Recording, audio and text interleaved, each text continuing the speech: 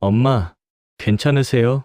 협심증으로 갑자기 쓰러진 순자는 병실 침대에서 힘겹게 몸을 일으켰습니다. 그리고 조심스레 아들에게 말했습니다. 도연아, 정말 미안한데 수술비 조금만 도와줄 수 있을까? 월급 들어오면 조금씩 꼭 갚을게. 그때 아들이 진료비 계산서를 내려놓으며 차갑게 말했습니다. 요즘 세상에 누가 부모까지 챙겨요. 우리도 빠듯해요. 사정 아시잖아요. 그 한마디가 병실의 공기를 얼어붙게 했습니다. 그리고 그날 세상 누구보다 다정했던 한 어머니가 세상 누구보다 냉정한 복수를 시작했습니다. 그 이야기 속으로 함께 들어와 주세요. 오늘 사연 시작하기 전에 구독과 좋아요 부탁드립니다. 서울 외곽 오래된 다세대 주택이 빼곡히 들어선 골목길. 페인트가 벗겨진 철문과 낡은 계단을 지나면 정순자가 사는 집이 나옵니다. 63세 나이지만 순자의 하루는 새벽부터 시작됩니다. 알람 소리가 울리기 전 몸이 먼저 깨어납니다. 오전 5시 반. 창밖은 아직 어둡지만 순자는 이불을 걷어냅니다. 무릎이 욱신거리지만 익숙한 통증입니다. 부엌으로 향하는 순자의 발걸음은 느리지만 단단합니다. 남편이 세상을 떠난 지 벌써 10년. 그 이후로 순자의 삶은 멈추지 않았습니다. 가스레인지에 불을 켜고 밥을 짓고 국을 끓입니다. 손자 유민이가 먹을 아침 도시락도 준비합니다. 작은 도시락통에 밥을 담고 계란말이를 부치고 김치를 썰어 넣습니다. 유민이는 초등학교 1학년. 편식이 심해서 반찬을 고르는 일도 순자의 몫입니다. 6시가 되면 유민이를 깨웁니다. 유민아, 일어나야지. 부드럽게 어깨를 흔들면 유민이는 눈을 비비며 일어납니다. 순자는 유민이의 교복을 챙겨주고 양말을 신겨주고 머리를 빗겨줍니다. 유민이가 밥을 먹는 동안 순자는 가방을 챙깁니다. 준비물은 다 들어갔는지, 알림장은 확인했는지 꼼꼼히 살핍니다. 7시 유민이를 학교 버스 정류장까지 데려다 줍니다. 할머니, 안녕. 유민이가 손을 흔들며 버스에 올라탑니다. 순자는 버스가 사라질 때까지 손을 흔들어 줍니다. 그리고 다시 집으로 돌아와 출근 준비를 합니다. 마트 유니폼을 입고 가방을 메고 현관문을 나섭니다. 버스를 타고 새 정거장을 가면 마트가 나옵니다. 마트는 오전 8시에 문을 엽니다. 순자는 일찍 도착해 계산대를 정리합니다. 영수증 용지를 확인하고 바코드 스캐너를 점검하고 비닐봉지를 채워 넣습니다. 동료 직원들이 하나둘 출근합니다. 순자 씨, 오늘도 일찍 오셨네요. 아유, 습관이에요. 순자는 웃으며 대답합니다. 문이 열리면 손님들이 들어오기 시작합니다. 장바구니를 든 주부들, 출근길 직장인들. 순자는 계산대 앞에 서서 바코드를 찍습니다. 삑, 반복되는 소리. 감사합니다. 안녕히 가세요. 인사는 언제나 정중합니다. 손님이 기분 나쁘면 민원이 들어오고 민원이 들어오면 관리자에게 불려가니까요. 점심시간이 다가오면 손님이 몰립니다. 계산대 앞에 줄이 길게 늘어서고 순자는 쉴 틈 없이 손을 움직입니다.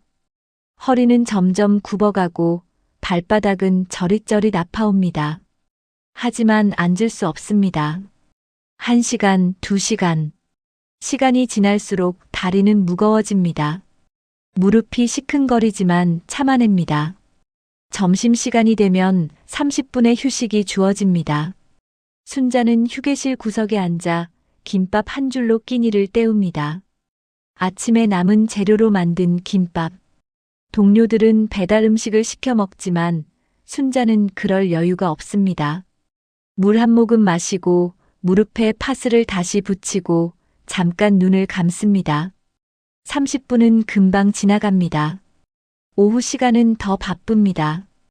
퇴근길 직장인들이 장을 보러 옵니다. 순자는 다시 계산대 앞에 섭니다. 바코드를 찍고 금액을 말하고 영수증을 건넵니다. 반복되는 일상. 하지만 순자는 불평하지 않습니다. 일이 있다는 것만으로도 감사하니까요. 오후 6시 퇴근 시간입니다. 순자는 유니폼을 벗고 집으로 향합니다. 버스 창밖으로 해가 지는 풍경이 보입니다. 하지만 순자의 하루는 끝나지 않았습니다. 집에 돌아가면 손자 유민이가 기다리고 있으니까요. 집 문을 열면 유민이가 거실에서 놀고 있습니다. 할머니 왔어? 그래, 할머니 왔어. 오늘 학교는 어땠어? 순자는 가방을 내려놓고 부엌으로 향합니다. 저녁 준비를 해야 합니다. 냉장고를 열고 재료를 꺼냅니다. 김치찌개를 끓이기로 합니다. 김치를 썰고 돼지고기를 볶고 물을 붓습니다. 보글보글 끓는 소리가 부엌에 퍼집니다. 유민이는 숙제를 합니다. 순자는 옆에 앉아 숙제를 도와줍니다. 할머니, 이거 어떻게 해요? 이건 이렇게 하는 거야. 순자는 천천히 설명해 줍니다. 손자의 웃는 얼굴을 보면 피곤함이 잠시 잊혀집니다. 저녁 7시 아들 도연이와 며느리 세영이가 집에 돌아옵니다. 순자는 밥상을 차립니다. 오늘 일은 어땠니? 순자가 물으면 도연이는 짧게 대답합니다. 괜찮았어요. 세영이는 스마트폰을 보며 대답합니다. 피곤하네요. 밥을 먹는 동안 대화는 많지 않습니다. 도연이와 세영이는 빨리 식사를 마치고 방으로 들어갑니다. 순자는 설거지를 합니다. 그릇을 씻고 주방을 정리하고 쓰레기를 버립니다. 유민이를 씻기고 잠옷을 입히고 재웁니다. 할머니 사랑해요. 유민이가 눈을 감으며 말합니다. 할머니도 사랑해. 순자는 유민이 이마에 입맞춤을 합니다. 밤 11시 순자는 자기 방으로 들어갑니다. 침대에 누우면 온몸이 욱신거립니다. 무릎, 허리, 어깨, 어디 하나 성한 데가 없습니다. 병원에 가야 한다는 생각은 있지만 진료비가 부담스럽습니다. 조금만 더 참자. 순자는 눈을 감습니다. 내일도 새벽 5시 반에 일어나야 합니다. 또다시 반복될 하루. 순자는 그것이 자신의 삶이라고 믿었습니다. 그날도 평범한 하루였습니다. 순자는 마트 계산대에 서서 손님들을 맞이하고 있었습니다. 오전 11시쯤 갑자기 가슴이 조여오기 시작했습니다. 처음엔 체한 것 같았습니다. 아침을 거르고 일한 탓이라 생각했죠. 하지만 통증은 점점 심해졌습니다. 가슴을 짓누르는 듯한 무게감. 숨이 가빠지고 식은땀이 흘러내렸습니다. 손님, 잠깐만요. 순자는 떨리는 손으로 계산대를 붙잡았습니다. 눈앞이 흐려졌습니다. 다리에 힘이 풀렸습니다. 그대로 바닥에 주저앉았습니다. 손님들이 놀라 소리쳤습니다. 저기요. 사람 쓰러졌어요. 동료 직원들이 달려왔습니다. 관리자가 구급차를 불렀습니다. 순자는 희미한 의식 속에서 생각했습니다. 아, 이러면 안 되는데. 유민이 학교 끝나는데. 응급실로 실려간 순자는 여러 검사를 받았습니다. 심전도, 피검사, 엑스레이. 의사는 심각한 표정으로 말했습니다. 협심증입니다. 심장으로 가는 혈관이 좁아져 있어요. 당장 치료하지 않으면 심근경색으로 이어질 수 있습니다. 순자는 멍하니 의사를 바라봤습니다. 그럼 어떻게 해야 하나요? 의사는 차분히 설명했습니다.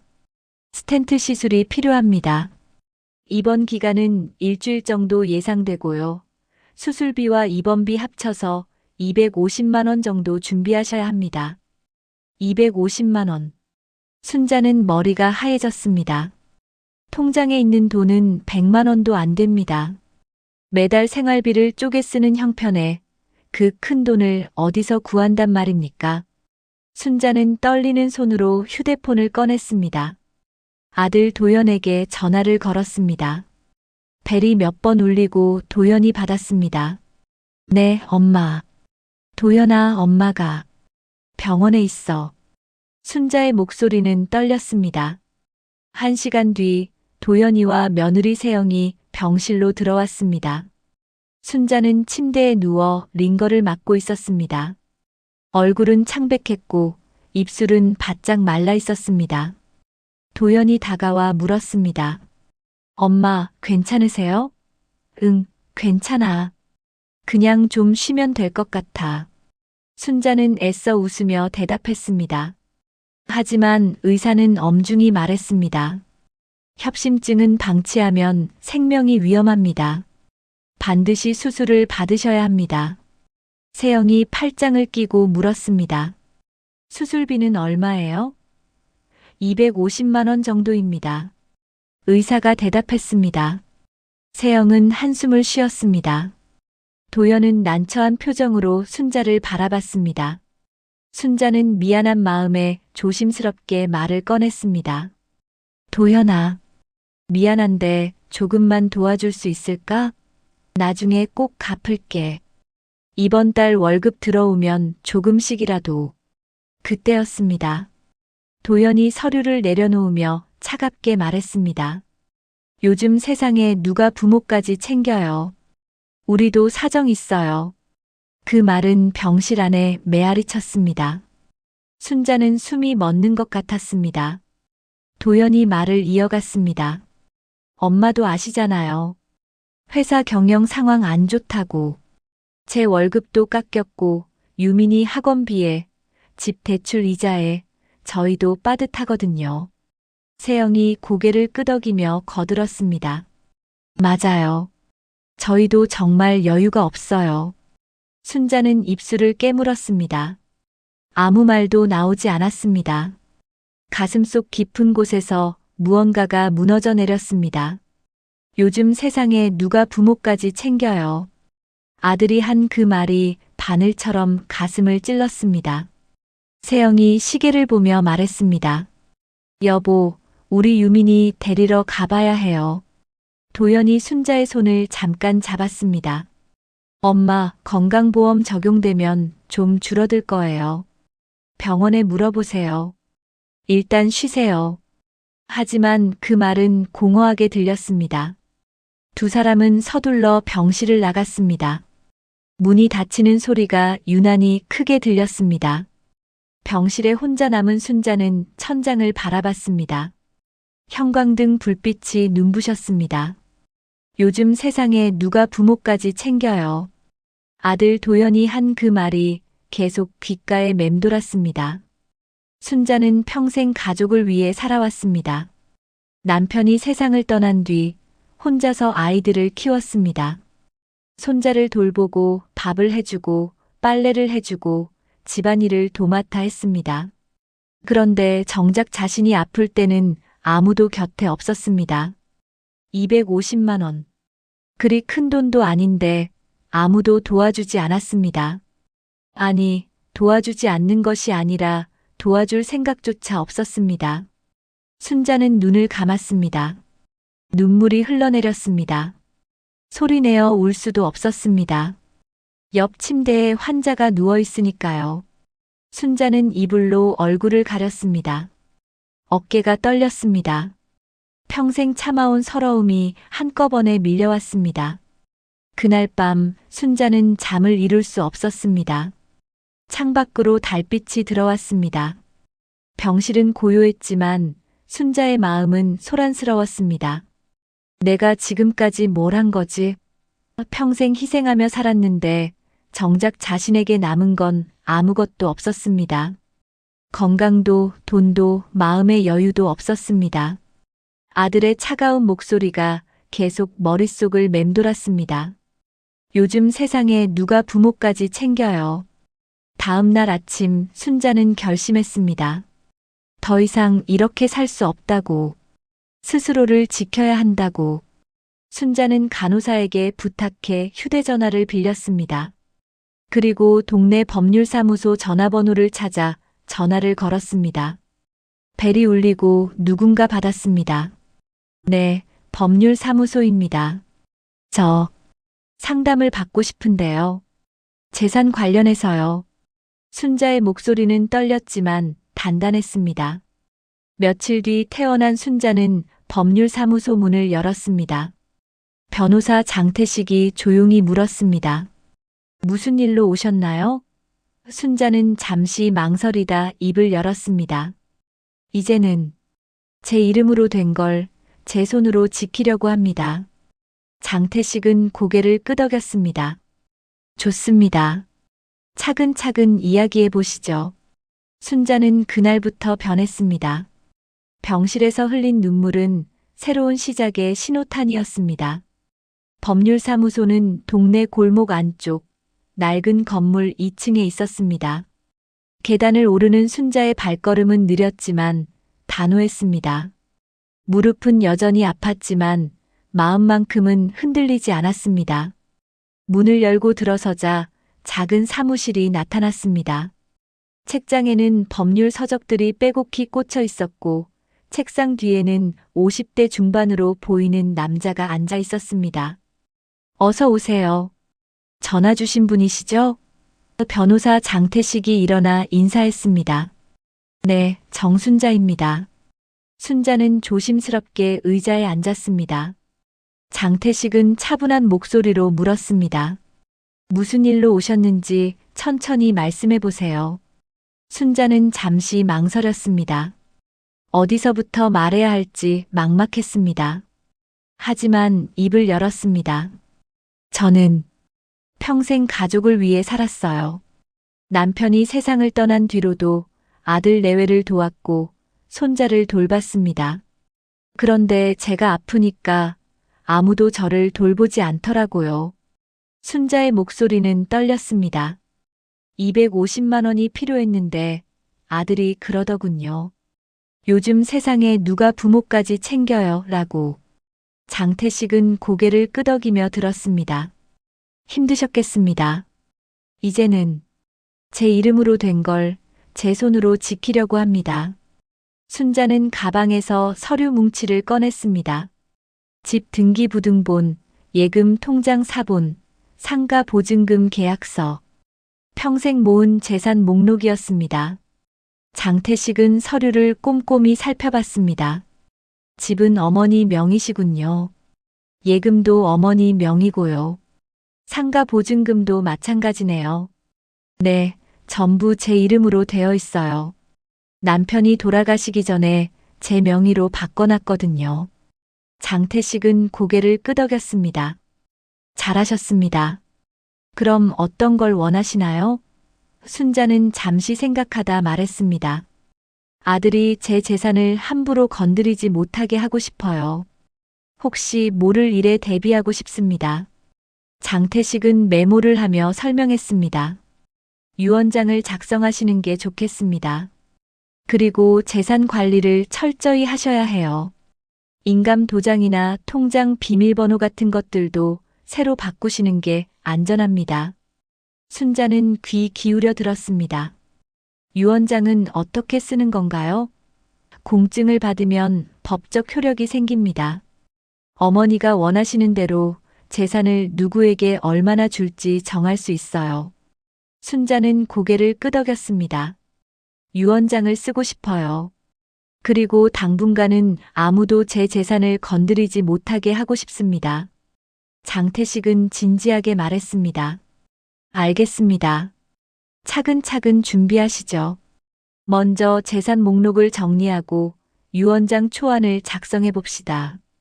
그리고 중요한 서류들은 안전한 곳에 보관하세요. 혹시 모를 일에 대비해서요. 순자는 그날 사무실을 나서며 가슴이 두근거렸습니다. 처음으로 자신을 위한 선택을 한 것 같았습니다. 집으로 돌아온 순자는 방 한구석에 숨겨둔 서류 상자를 꺼냈습니다. 남편이 살아있을 때 정리해둔 문서들이었습니다. 집 등기부등본, 예금 통장, 보험 증권. 하나하나 펼쳐보니 모두 순자의 이름으로 되어 있었습니다. 남편은 세상을 떠나기 전 순자에게 말했었습니다. 당신 명의로 해뒀으니까 나중에 아무도 함부로 못 건드려. 당신이 주인이야. 그때는 무슨 뜻인지 몰랐습니다. 하지만 지금은 알았습니다. 남편은 이런 날을 대비했던 겁니다. 순자는 서류를 정리하며 생각했습니다. 이제는 내가 나를 지켜야 해. 다음 날 순자는 은행으로 향했습니다.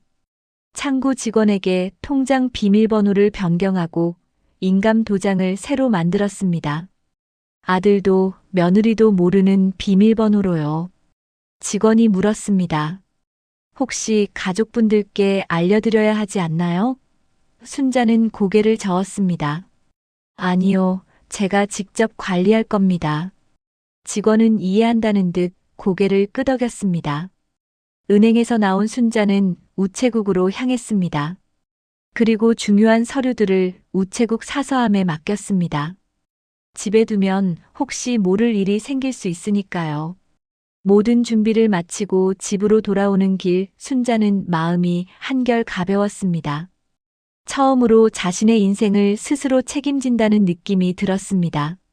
며칠 뒤 순자는 다시 법률사무소를 찾았습니다.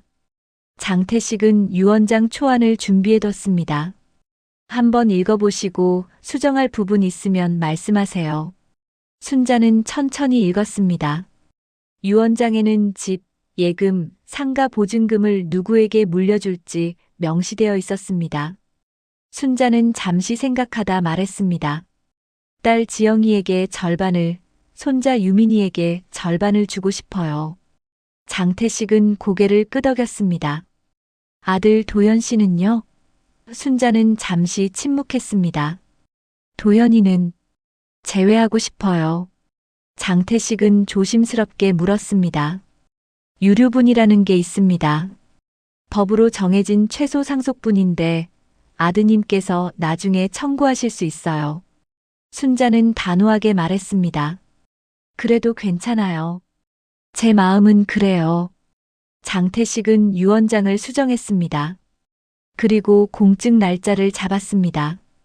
일주일 뒤 순자는 공증 사무실을 찾았습니다. 공증인 앞에서 유언장에 서명했습니다. 도장을 찍는 순간 순자는 마음속으로 중얼거렸습니다. 이제 시작이야. 내 인생의 주인은 나야. 집으로 돌아온 순자는 조용히 차를 마셨습니다. 창밖으로 저녁 노을이 물들고 있었습니다. 아직 아들 내외는 아무것도 모릅니다. 순자가 법률사무소를 다녀온 것도, 유언장을 작성한 것도, 통장 비밀번호를 바꾼 것도 모릅니다. 순자는 당분간 이 비밀을 지키기로 했습니다. 때가 되면 알게 되겠죠. 그날 밤 순자는 오랜만에 편히 잠들었습니다. 더 이상 불안하지 않았습니다. 자신의 재산을 지킬 준비를 마쳤으니까요. 병실에서 느꼈던 무력감은 사라졌습니다. 이제 순자는 준비된 사람이었습니다. 조용하지만 단단한 결심. 그것이 순자를 지탱하는 힘이었습니다. 유언장을 작성한 지 몇 주가 흘렀습니다. 순자는 여전히 마트에서 일했고 손자 유민이를 돌봤습니다. 겉으로 보기엔 아무것도 달라지지 않았습니다. 하지만 순자의 마음속은 달랐습니다. 더 이상 무력하지 않았습니다. 자신을 지킬 준비를 마쳤으니까요. 그런데 평온한 일상은 오래가지 못했습니다. 어느 날 저녁 아들 도연이 집을 찾아왔습니다. 평소보다 일찍 퇴근한 모양이었습니다. 순자는 주방에서 저녁 준비를 하고 있었습니다. 엄마, 잠깐 이야기 좀 할까요? 도연의 목소리는 조심스러웠습니다. 순자는 가스레인지 불을 줄이고 거실로 나왔습니다. 무슨 일인데? 도연은 소파에 앉으며 말을 꺼냈습니다. 엄마, 요즘 세금 문제가 좀 복잡해졌어요. 집 명의를 제 이름으로 잠깐 옮기면 어떨까요? 나중에 다시 돌려드릴게요. 순자는 도연을 가만히 바라봤습니다. 예상했던 일이었습니다. 언젠가는 이런 요구가 올 거라고 생각했었죠. 세금 문제가 뭔데? 순자가 물었습니다. 도연은 설명했습니다. 종합부동산세 때문에 그래요. 엄마 명의로 있으면 세금이 많이 나올 수 있어요. 순자는 고개를 저었습니다. 도연아, 남명에 이전 안 할 거야. 도연의 얼굴이 굳었습니다. 엄마, 왜요? 세금 아끼려고 하는 건데. 순자는 차분하게 말했습니다. 세금은 내가 낼게. 집은 내 명의로 둘 거야. 도연은 당황한 표정을 지었습니다. 엄마, 저를 못 믿으세요? 나중에 꼭 돌려드린다니까요. 순자는 미소 지었습니다. 하지만 그 미소는 차가웠습니다. 이제는 그런 말 안 믿는다. 도연은 순자의 눈을 똑바로 쳐다봤습니다. 엄마, 그렇게 불신하면 가족이 깨지는 거예요. 순자는 천천히 입을 열었습니다. 그건 이미 깨졌지. 내가 요즘 세상에 누가 부모까지 챙겨요. 라고 말한 그날. 침묵이 흘렀습니다. 도연은 아무 말도 하지 못했습니다. 병실에서 했던 말이 떠올랐습니다. 어머니가 아파 누워있을 때 자신이 했던 냉정한 말. 도연은 변명하려 했습니다. 엄마, 그건 제가 너무 힘들어서 그랬어요. 진짜로 그런 뜻은 아니었어요. 순자는 고개를 저었습니다. 도연아, 말은 한 번 뱉으면 다시 주워 담을 수 없어. 도연은 답답한 표정을 지었습니다. 엄마, 그럼 앞으로 어떻게 살 거예요? 저희 도움 없이요? 순자는 단호하게 말했습니다. 이제는 내가 나를 챙길게. 너희는 너희 가족 챙기고. 도연은 일어섰습니다. 엄마가 그렇게 나오시면 저도 할 말이 있어요. 유민이는 이제 저희가 직접 돌볼게요. 엄마한테 더 이상 맡기지 않겠어요. 순자는 가슴이 철렁했습니다. 유민이를 볼 수 없다니. 하지만 순자는 표정을 감췄습니다. 그래, 그렇게 해. 도연은 문을 세게 닫고 나갔습니다. 쿵 소리가 집안에 울렸습니다. 순자는 소파에 주저앉았습니다. 다리에 힘이 풀렸습니다. 유민이의 웃는 얼굴이 떠올랐습니다. 할머니, 사랑해요. 그 목소리가 귓가에 맴돌았습니다. 눈물이 흘러내렸습니다. 하지만 순자는 후회하지 않았습니다. 이미 선택한 길이었습니다. 자신을 지키기 위한 선택. 가족과의 관계가 멀어질 수도 있다는 걸 알았습니다. 하지만 그래도 해야 했습니다. 더 이상 희생만 할 수는 없었으니까요. 순자는 눈물을 닦았습니다. 그리고 주방으로 돌아가 저녁 준비를 마쳤습니다. 다음 날부터 달라졌습니다. 아침에 유민이를 깨우지 않아도 됐습니다. 도시락을 싸지 않아도 됐습니다. 세영이가 유민이를 직접 학교에 데려다 주기 시작했습니다. 저녁에도 도연 내외는 집에 들르지 않았습니다. 순자는 혼자 밥을 먹었습니다. 텅 빈 식탁, 고요한 집, 익숙해야 할 풍경이었지만 가슴 한편이 허전했습니다. 며칠 뒤 순자는 마트 휴게실에서 동료와 이야기를 나눴습니다. 순자 씨, 요즘 왜 그래요? 표정이 안 좋아 보여요. 아니에요, 괜찮아요. 순자는 억지로 웃었습니다. 동료는 걱정스러운 표정으로 말했습니다. 가족 문제예요? 저도 비슷한 경험 있어요. 자식들이 크면 다 그래요. 순자는 고개를 끄덕였습니다. 그냥 조금 서운한 일이 있었어요. 동료는 순자의 손을 잡았습니다. 순자 씨, 너무 혼자 끙끙 앓지 마세요. 힘들면 언제든 이야기해요. 순자는 고마운 마음이 들었습니다. 가족은 아니지만 이렇게 걱정해주는 사람이 있다는 게 위로가 됐습니다. 고마워요. 순자는 진심으로 말했습니다. 그날 밤 순자는 침대에 누워 생각했습니다. 내가 잘한 걸까? 도연과의 관계는 금이 갔습니다. 유민이도 볼 수 없게 됐습니다. 하지만 순자는 알았습니다. 이대로 살 수는 없다는 걸. 자신을 지키지 않으면 아무도 지켜주지 않는다는 걸. 순자는 창밖을 바라봤습니다.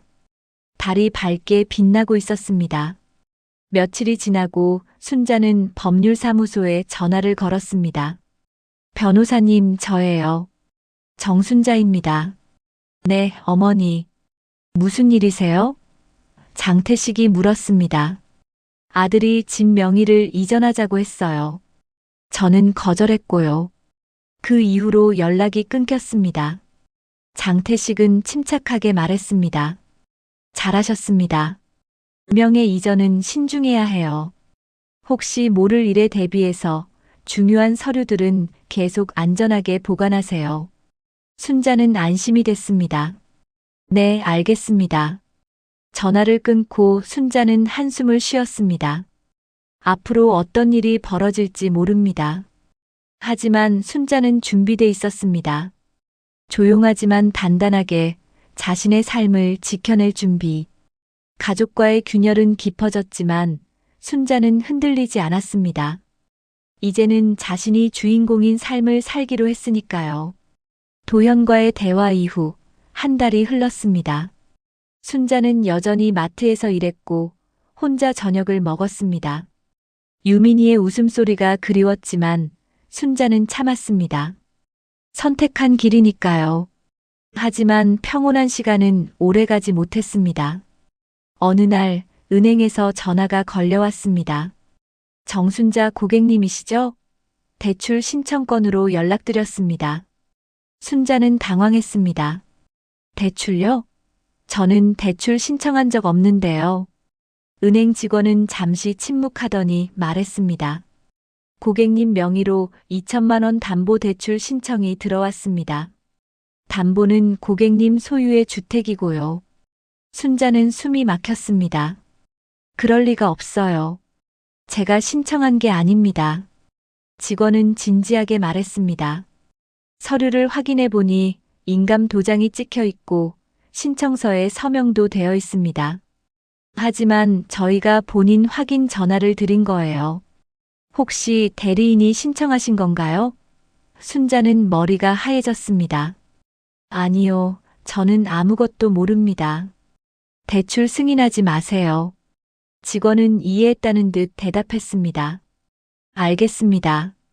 일단 보류하고 경찰에 신고하시는 게 좋을 것 같습니다. 전화를 끊은 순자는 손이 떨렸습니다. 누가 자신의 명의로 대출을 신청했단 말입니까? 순자는 곧바로 법률사무소로 전화를 걸었습니다. 변호사님, 큰일 났어요. 장태식은 침착하게 물었습니다. 무슨 일이세요? 순자는 떨리는 목소리로 상황을 설명했습니다. 장태식은 즉시 말했습니다. 지금 바로 경찰서로 가세요. 사기 미수로 신고해야 합니다. 순자는 서둘러 경찰서로 향했습니다. 경찰관 앞에 앉아 진술서를 작성했습니다. 제 명의로 대출 신청이 들어왔는데 저는 신청한 적이 없습니다. 경찰관은 고개를 끄덕이며 물었습니다. 혹시 의심되는 사람이 있으신가요? 순자는 입술을 깨물었습니다. 말하고 싶지 않았지만 진실을 말해야 했습니다. 아들과 며느리가 의심됩니다. 경찰관은 진지한 표정을 지었습니다. 가족 간의 일이군요. 인감 도장은 어디에 보관하고 계셨나요? 집에 있었어요. 하지만 최근에 새로 만들었습니다. 경찰관은 메모를 했습니다. 그럼 예전 인감 도장을 누군가 가져갔을 가능성이 있습니다. 은행에서 제출된 서류를 확인해 봐야겠습니다. 순자는 고개를 끄덕였습니다. 며칠 뒤 경찰서에서 연락이 왔습니다. 정순자님, 조사 결과가 나왔습니다. 대출 신청서에 사용된 인감 도장은 예전 것이 맞습니다. 그리고 신청인은 며느리 세영 씨로 확인됐습니다. 순자는 가슴이 무너져 내렸습니다. 세영이가 그런 짓을 했다니. 며느리를 조사하시겠어요? 경찰관이 물었습니다. 순자는 망설였습니다. 하지만 단호하게 대답했습니다. 네, 조사해 주세요. 세영은 경찰서로 소환됐습니다. 조사실에서 세영은 변명했습니다. 저는 그냥 급한 돈이 필요해서 그랬어요. 어머니께 말씀드리면 안 된다고 하실 것 같아서 몰래 했습니다. 나중에 갚으려고 했어요. 경찰관은 엄중하게 말했습니다. 본인 동의 없이 타인 명의로 대출 신청하는 건 명백한 범죄입니다. 세영은 순자를 바라봤습니다. 어머니, 죄송해요. 정말 급해서 그랬어요. 도연이 회사가 어려워져서 당장 돈이 필요했어요. 순자는 세영을 차갑게 바라봤습니다. 그래서 내 집을 담보로 대출을 받으려 했단 말이야? 세영은 고개를 숙였습니다. 죄송합니다. 순자는 경찰관을 바라봤습니다. 처벌해 주세요. 경찰관은 고개를 끄덕였습니다. 사기 미수로 입건하겠습니다. 세영은 얼굴이 하얗게 질렸습니다. 어머니, 제발요. 저한테 전과 기록이 생기면 저희 가족이 어떻게 돼요? 순자는 차갑게 말했습니다. 그건 내가 생각했어야지. 내 집을 담보로 잡으려 할 때. 조사가 끝나고 순자는 경찰서를 나왔습니다. 다리에 힘이 풀렸습니다. 벤치에 앉아 숨을 고르는데 휴대폰이 울렸습니다. 도연이었습니다. 엄마, 왜 그러세요? 세영이를 경찰서에 신고하다니. 도연의 목소리는 분노로 가득했습니다. 순자는 차분하게 대답했습니다. 도연아, 세영이가 내 명의로 대출을 신청했어. 내 집을 담보로 잡으려 했다고. 도연은 잠시 침묵했습니다. 그건 저희가 너무 급해서 그랬어요. 회사가 부도날 지경이었어요. 엄마가 도와주지 않으니까 어쩔 수 없었어요. 순자는 웃음이 나왔습니다. 허탈한 웃음이었습니다. 그래서 엄마 몰래 집을 담보로 잡으려 했단 말이지? 도연은 변명했습니다. 나중에 갚으려고 했어요. 순자는 단호하게 말했습니다. 도연아, 나는 더 이상 너희를 믿을 수 없어. 병실에서 날 외면하더니 이제는 내 재산까지 빼앗으려 하다니. 도연은 목소리를 높였습니다. 엄마야말로 너무하세요. 자식이 어려운데 외면하고 며느리를 경찰에 신고하다니. 순자는 전화를 끊었습니다. 더 이상 들을 필요가 없었습니다. 그날 밤 순자는 병원으로 실려갔습니다. 가슴 통증이 다시 찾아왔습니다. 응급실에서 링거를 맞으며 순자는 천장을 바라봤습니다. 내가 잘못한 걸까? 하지만 곧 고개를 저었습니다. 자신을 지키는 것은 잘못이 아니니까요. 가슴은 아팠지만 순자는 후회하지 않았습니다. 병실에 혼자 누워 있는데 문이 열렸습니다. 딸 지영이 들어왔습니다. 엄마. 지영은 눈물을 흘리며 순자를 안았습니다. 엄마, 오빠한테 들었어요. 새언니가 그런 짓을 하다니. 순자는 지영의 등을 토닥였습니다. 괜찮아. 엄마는 괜찮아. 하지만 순자의 눈에서도 눈물이 흘러내렸습니다. 가족이라는 이름이 이렇게 아플 줄은 몰랐습니다. 병실에서 지영과 함께 있던 순자는 며칠간 입원 치료를 받았습니다. 협심증이 재발했던 겁니다. 의사는 안정을 취하라고 했지만 순자의 마음은 편치 않았습니다. 세영의 사기 미수 사건이 계속 머릿속을 맴돌았습니다.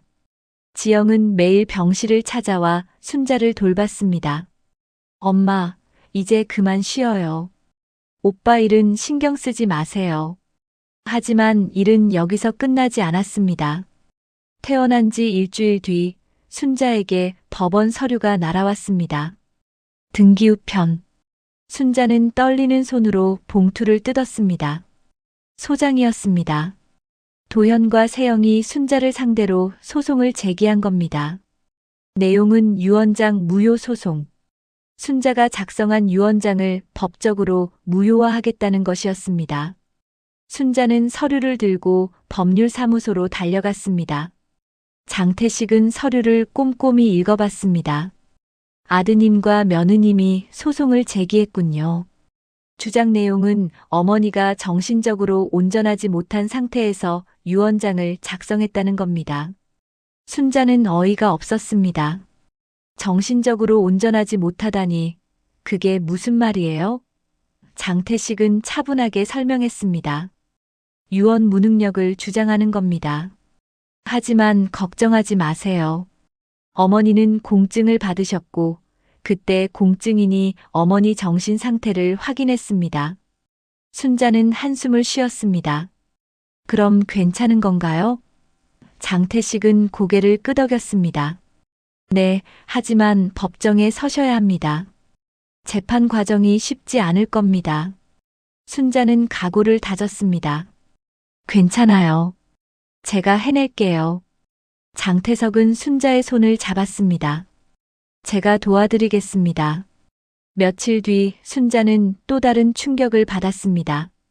세영의 사기 미수 사건이 언론에 보도된 겁니다. 지역 신문에 작은 기사로 실렸지만 동네 사람들은 금세 알게 됐습니다. 마트에서 일할 때 손님들의 수군거림이 들렸습니다. 저 사람 며느리가 사기 치려다 걸렸대. 아들이랑 사이가 안 좋은가 봐. 순자는 고개를 숙였습니다. 부끄러웠습니다. 퇴근 후 집으로 돌아오는 길 순자는 동네 슈퍼 앞에서 아는 이웃을 만났습니다. 순자 씨, 요즘 고생 많으시죠? 이웃의 말투는 동정 어린 것이었지만 순자는 상처를 받았습니다. 네, 그렇습니다. 이웃은 계속 말을 이었습니다. 자식 문제로 고생하신다면서요? 참 힘드시겠어요. 순자는 대꾸하지 않고 고개만 끄덕였습니다. 집에 돌아온 순자는 소파에 주저앉았습니다. 온몸에 힘이 빠졌습니다. 자식과의 싸움, 법정 소송, 동네 사람들의 시선. 모든 게 버거웠습니다. 순자는 눈을 감았습니다. 내가 뭘 잘못한 걸까? 하지만 곧 정신을 차렸습니다. 잘못한 게 아니라 자신을 지킨 것뿐이니까요. 그날 밤 순자는 딸 지영에게 전화를 걸었습니다. 지영아, 엄마야. 엄마, 무슨 일이세요? 지영의 목소리는 걱정으로 가득했습니다. 엄마가 힘드네. 오빠랑 소송까지 하게 됐어. 지영은 한숨을 쉬었습니다. 엄마, 제가 올라갈게요. 혼자 계시면 안 돼요. 순자는 눈물을 참으며 말했습니다. 아니야, 괜찮아. 너는 내일 잘하고 있어. 하지만 지영은 고집을 부렸습니다. 엄마, 이번 주말에 올라갈게요. 꼭요. 전화를 끊고 순자는 눈물을 흘렸습니다. 적어도 딸은 자신을 걱정해 주는구나. 그 생각에 조금이나마 위로가 됐습니다. 하지만 가슴 한편은 여전히 아팠습니다. 아들과의 관계는 이제 돌이킬 수 없을 만큼 깨졌습니다. 며칠 뒤 첫 재판 날이 다가왔습니다. 순자는 법정에 섰습니다. 맞은편에는 도현과 세영이 앉아 있었습니다. 그리고 그들의 변호사도 함께였습니다. 순자는 도현과 눈이 마주쳤습니다. 하지만 도현은 고개를 돌렸습니다. 순자의 가슴이 아팠습니다. 저 아이를 낳고 키우고 평생 돌봤는데 이제는 법정에서 마주하게 됐습니다. 재판이 시작됐습니다. 도현의 변호사가 주장했습니다. 정순자 씨는 고령이며 건강 상태가 좋지 않습니다. 유언장을 작성할 당시 정신적으로 온전한 판단을 할 수 없었습니다. 장태식은 반박했습니다.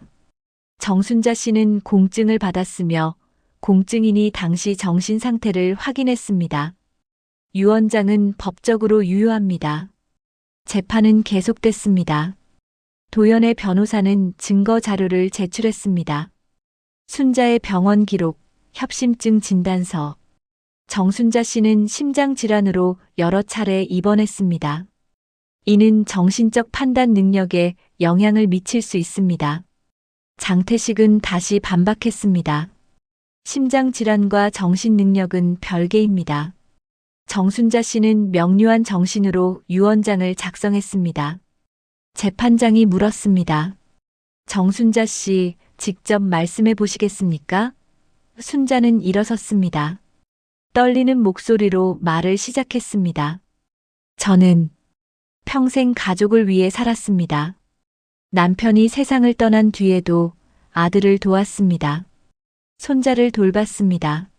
하지만 제가 아플 때 아무도 저를 도와주지 않았습니다. 순자의 목소리는 떨렸지만 단단했습니다. 아들은 제게 말했습니다. 요즘 세상에 누가 부모까지 챙겨요? 라고.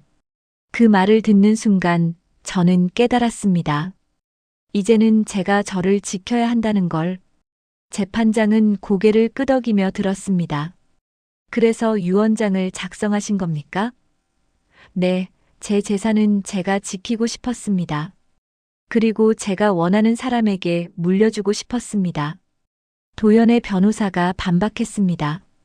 하지만 아드님께서는 어머니를 돌봐왔습니다. 그런데 유언장에서 제외하는 건 부당합니다. 순자는 차갑게 말했습니다. 돌봐왔다고요? 제가 병원에 입원했을 때 수술비가 부족해 도와달라 하니 거절했습니다. 며느리는 제 명의로 대출까지 신청했습니다. 이게 돌본 겁니까? 재판정이 술렁였습니다. 재판장은 자료를 검토했습니다. 다음 재판 날짜는 추후 공지하겠습니다. 재판이 끝나고 순자는 법정을 나왔습니다. 다리에 힘이 풀렸습니다. 장태식이 부축했습니다. 잘하셨습니다, 어머니. 순자는 고개를 끄덕였습니다.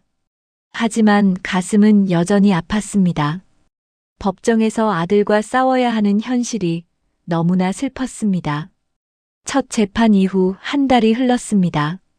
순자는 마트 일을 그만뒀습니다. 몸도 마음도 지쳐 더 이상 일할 수 없었습니다. 집에서 조용히 지내며 다음 재판을 준비했습니다. 장태식은 수시로 연락해 증거 자료를 보완했습니다. 순자의 정신 상태가 온전했음을 증명하는 의료 기록, 공증인의 증언서, 그리고 세영의 사기 미수 사건 관련 경찰 기록까지. 두 번째 재판 날이 다가왔습니다. 순자는 검은색 정장을 차려입었습니다. 거울 앞에 선 순자는 주름진 얼굴을 바라봤습니다. 언제 이렇게 늙었을까? 하지만 눈빛만큼은 흔들리지 않았습니다. 오늘은 마지막 재판. 모든 게 결정되는 날이었습니다. 법정에 들어서자 도현과 세영이 이미 앉아 있었습니다. 세영은 고개를 숙이고 있었고 도현은 창밖을 바라보고 있었습니다.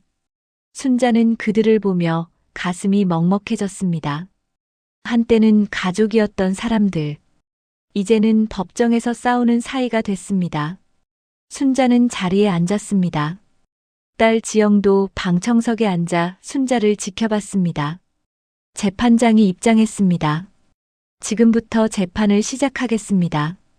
도연의 변호사가 먼저 발언했습니다. 재판장님, 저희는 추가 증거를 제출하겠습니다. 변호사는 서류를 꺼냈습니다. 정순자 씨가 최근 몇 년간 건망증 증세를 보였다는 이웃들의 증언서입니다. 순자는 당황했습니다. 건망증이라니. 장태식이 즉시 반박했습니다. 건망증은 고령자에게 흔한 증상입니다. 이것이 유언 능력을 부정하는 근거가 될 수 없습니다. 재판장이 증언서를 검토했습니다. 이웃들의 증언이군요. 하지만 이것만으로는 부족합니다. 도연의 변호사는 계속 주장했습니다. 재판장님, 정순자 씨는 감정적으로 불안정한 상태였습니다. 아들과의 갈등으로 인해 올바른 판단을 할 수 없었습니다. 장태식이 일어섰습니다. 재판장님, 저희도 증거를 제출하겠습니다. 장태식은 서류 뭉치를 내밀었습니다. 이것은 며느리 세영 씨의 사기 미수 사건 관련 경찰 기록입니다. 세영 씨는 정순자 씨 명의로 무단 대출을 신청했습니다. 이는 정순자 씨가 유언장을 작성할 수밖에 없었던 명백한 이유입니다. 재판정이 술렁였습니다. 도현과 세영의 얼굴이 창백해졌습니다. 재판장은 서류를 꼼꼼히 읽었습니다. 며느리가 사기 미수로 입건됐군요. 네, 재판장님. 이는 가족이 정순자 씨의 재산을 노렸다는 명백한 증거입니다. 장태식의 목소리는 단호했습니다. 재판장이 도연을 바라봤습니다. 피고 측, 이에 대해 반박하시겠습니까? 도연의 변호사는 난처한 표정을 지었습니다. 그건 며느리 개인의 일탈 행위였습니다. 아들인 도연 씨와는 무관합니다. 장태식이 다시 반박했습니다. 하지만 도연 씨는 어머니가 병원에 입원했을 때 수술비 지원을 거부했습니다. 이는 증인들의 증언으로 확인됐습니다. 재판장이 물었습니다. 정순자 씨, 직접 말씀해 보시겠습니까? 순자는 천천히 일어섰습니다. 떨리는 손을 꽉 쥐고 입을 열었습니다. 재판장님, 저는 평생 가족을 위해 살았습니다. 하지만 가족은 저를 지켜주지 않았습니다. 순자의 목소리는 떨렸지만 또렷했습니다. 제가 병원에 입원했을 때 아들은 말했습니다. 요즘 세상에 누가 부모까지 챙겨요 라고. 그 말을 듣는 순간 저는 깨달았습니다. 가족을 지키는 건 돈이 아니라 믿음이라는 걸. 하지만 제 아들은 그 믿음을 버렸습니다. 순자는 도연을 바라봤습니다. 도연은 고개를 숙였습니다. 며느리는 제 명의로 대출을 신청했습니다. 제 집을 담보로 잡으려 했습니다. 이게 가족입니까? 저는 더 이상 이들을 믿을 수 없습니다. 그래서 유언장을 작성했습니다. 제 재산은 저를 진심으로 걱정해준 딸과 손자에게 물려주고 싶습니다. 순자는 자리에 앉았습니다. 눈물이 흘러내렸습니다. 재판장은 잠시 침묵했습니다. 그리고 입을 열었습니다. 양측의 주장을 모두 들었습니다. 증거 자료를 검토한 결과 정순자 씨는 공증을 통해 합법적으로 유언장을 작성했습니다. 유언 당시 정신 상태도 온전했음이 확인됐습니다. 따라서 원고의 청구를 기각합니다. 정순자 씨의 유언장은 유효합니다. 재판정이 술렁였습니다. 순자는 눈을 감았습니다. 이겼습니다. 하지만 기쁘지 않았습니다. 가슴이 너무 아팠습니다.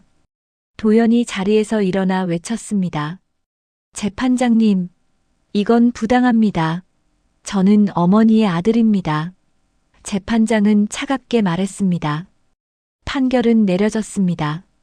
이의가 있으시면 항소하십시오. 도연은 주저앉았습니다. 세영은 조용히 눈물을 흘렸습니다. 순자는 자리에서 일어나 법정을 나왔습니다. 장태식이 따라 나왔습니다. 어머니, 축하드립니다. 이기셨어요. 하지만 순자는 웃지 못했습니다. 고맙습니다, 변호사님. 하지만 이긴 것 같지가 않네요. 장태식은 순자의 어깨를 토닥였습니다. 어머니는 옳은 일을 하셨습니다. 법원을 나서는데 도연이 순자를 불렀습니다. 엄마. 순자는 멈춰 섰습니다. 도연이 다가왔습니다. 엄마, 정말 이러실 거예요? 저는 엄마 아들인데. 순자는 도연을 바라봤습니다. 도연아, 넌 내 아들이 맞아. 하지만 넌 내 믿음을 저버렸어. 가족을 지키는 건 돈이 아니라 믿음이야. 넌 그걸 잊었지. 도연은 아무 말도 하지 못했습니다. 순자는 돌아섰습니다. 이제 각자 살아가자. 나는 내 인생을 살 거야. 순자는 천천히 걸어갔습니다. 뒤돌아보지 않았습니다. 눈물이 흘러내렸지만 발걸음은 멈추지 않았습니다. 딸 지영이 달려와 순자의 팔을 잡았습니다. 엄마, 잘하셨어요. 순자는 지영을 안았습니다. 그리고 조용히 눈물을 흘렸습니다. 법정에서의 싸움은 끝났습니다.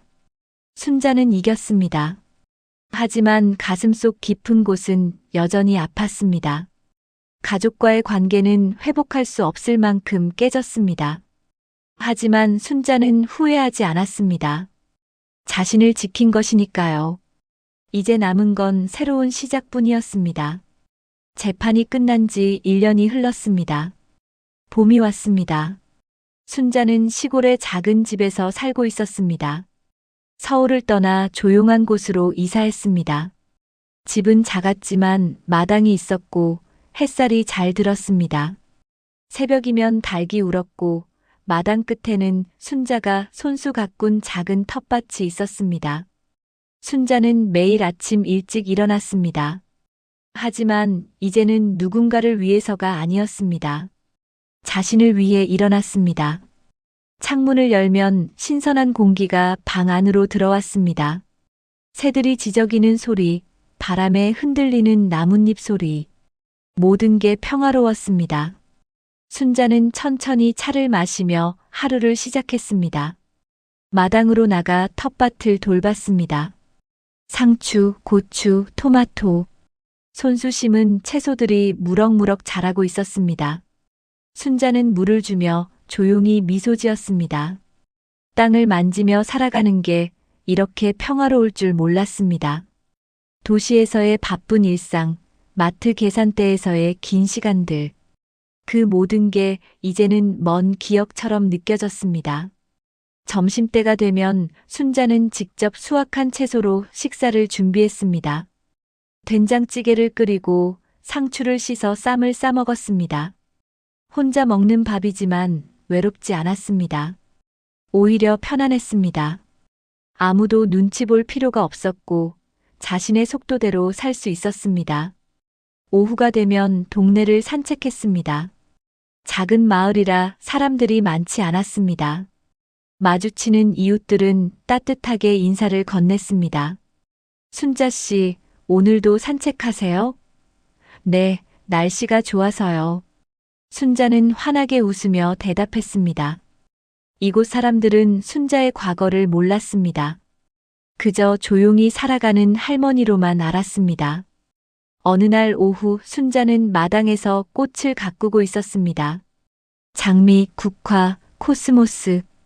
다양한 꽃들이 마당을 채웠습니다. 순자는 꽃잎을 손끝으로 쓸어보며 생각했습니다. 이제야 내가 원하는 걸 할 수 있구나. 평생 남을 위해 살았던 순자였습니다. 하지만 이제는 자신을 위해 살았습니다.